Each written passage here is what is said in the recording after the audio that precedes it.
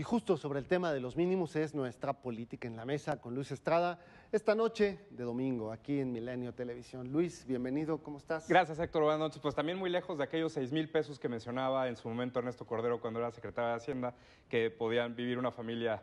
Pero bueno, en fin, creo que este tema tiene muchos aristas y muchas discusiones que se han generado en estos días y sobre todo hay que ver cuál es el contexto en el que está y pues también podríamos, una vez que analicemos esto, saber cuál es el alcance real y hacia dónde está aumentando y qué se busca, porque bueno, pues claramente 16,400 pesos o cualquier otra cantidad, y ahorita lo vamos a ver, está muy lejos de la realidad y va a ser muy complicado poder lograrlo. Si te parece bien, lo primero que creo que hay que mencionar es cuánto es hoy el salario mínimo. Según, Claro. como vemos en la pantalla, la Comisión de Salarios Mínimos, que pertenece a la Secretaría del Trabajo, define el salario mínimo en dos áreas, aproximadamente en el área A por 67.29 pesos diarios, que es aproximadamente 63 centavos de dólar por hora. Ahorita lo compararemos con otros países, en el área geográfica B, que es un poco más baja, es 59 centavos de dólar por hora. ¿A cuánto quieren aumentarlo? Bueno, hay que ver cómo está México en comparación con otros países, por ejemplo, de la OCDE, y cuánto pagan la hora. Por ejemplo, Luxemburgo paga 10.66 dólares la hora, Francia igual 10.60, Australia por arriba de los 10 dólares, Bélgica y Holanda cerca de los 9.50, casi 10 dólares, y Estados Unidos, que es un caso muy emblemático, ahorita lo veremos, también 7.25 dólares la hora. Es decir, hay una diferencia de 63 centavos a 7 dólares, y es la razón por la cual los mercados son tan disparejos entre México y Estados Unidos. ¿Cómo surge todo este debate? Bueno, el 5 de marzo, el jefe de gobierno, Miguel Ángel Mancera, anunció que el gobierno del Distrito Federal trabajaría en una propuesta para alcanzar este mínimo que dice, aunque sea, cuente con lo necesario para cubrir los costos de la canasta básica, según Coneval, que es 171 pesos. Esto se ha dicho, bueno, como lo vimos ahora, que se va a presentar al gobierno de la República y que se discutirá también en la Asamblea de Representantes del DF. Local. Pero el aumento se busca que sea 87 pesos diarios. Esto sigue siendo 81 centavos de dólar por hora, muy lejos de los 7.25 por hora que se paga, por ejemplo, en Estados Unidos. ¿Cuál ha sido la respuesta del foro que se presentó esta semana? Por ejemplo, el secretario del Trabajo, Alfonso Navarrete, si bien dice que el salario mínimo ha tenido un rezago de más de 30 años, pues la verdad es que no se puede decretar que se aumente porque puede haber efectos inflacionarios, puede haber pérdidas de empleos. Debemos recordar que hay una gran cantidad de personas que trabajan en el sector informal y que una de las razones por las que trabajan en el sector informal es precisamente el salario mínimo, pero también otros factores no necesariamente relacionados con el precio del trabajo, sino con prestaciones y otras cuestiones de la ley de trabajo.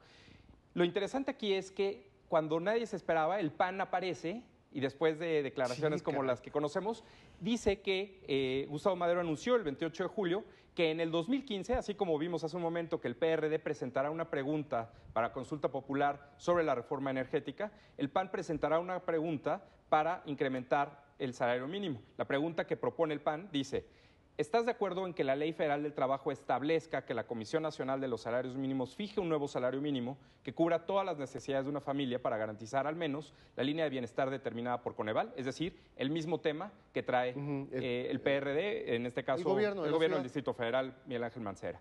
Entonces, ¿cuál es la realidad y de qué sirve aumentar el salario mínimo? En Estados Unidos este año se conmemoraron los 50 años del inicio del combate a la pobreza y una de las conclusiones que se alcanzó es que la desigualdad es uno de los principales factores por los cuales no se erradica la pobreza. Y la forma más eficiente es tratando de incrementar los salarios. Sin embargo, otra vez, los salarios no se incrementan necesariamente por decreto, sino que primero tiene que haber crecimiento económico para que la productividad se refleje en el trabajo de los empleados y que pues entonces puedan hacerse acreedores a un mejor salario. Lo interesante es que el presidente Obama, ha retomado este debate y ha pedido que se aumente el salario mínimo de $7.25 la hora a $10.10 la hora.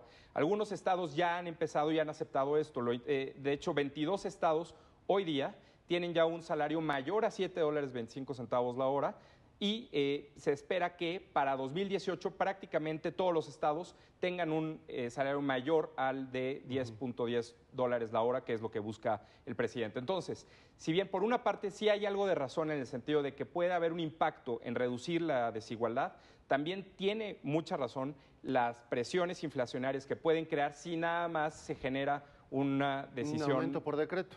Unilateralmente. Me parece que lo primero que hay que generar, y eso es lo que esperamos de las reformas, no hay que comer ansias, hay que ser un poco pacientes para esperar los resultados, es precisamente que haya crecimiento económico y entonces eso genere no solo mejores fuentes de trabajo, sino también que puedan estar mejor remuneradas. Bueno, la caída sin duda del valor del salario mínimo ha sido dramática en los últimos 20 años y frente a la productividad que sí ha aumentado. Sin embargo, bueno, pues el debate está abierto, Luis. Vamos a ver cómo se resuelve, sobre todo entre el gobierno federal y el gobierno del Distrito Federal. Muchas gracias. Gracias a ti, Héctor. Buenas noches.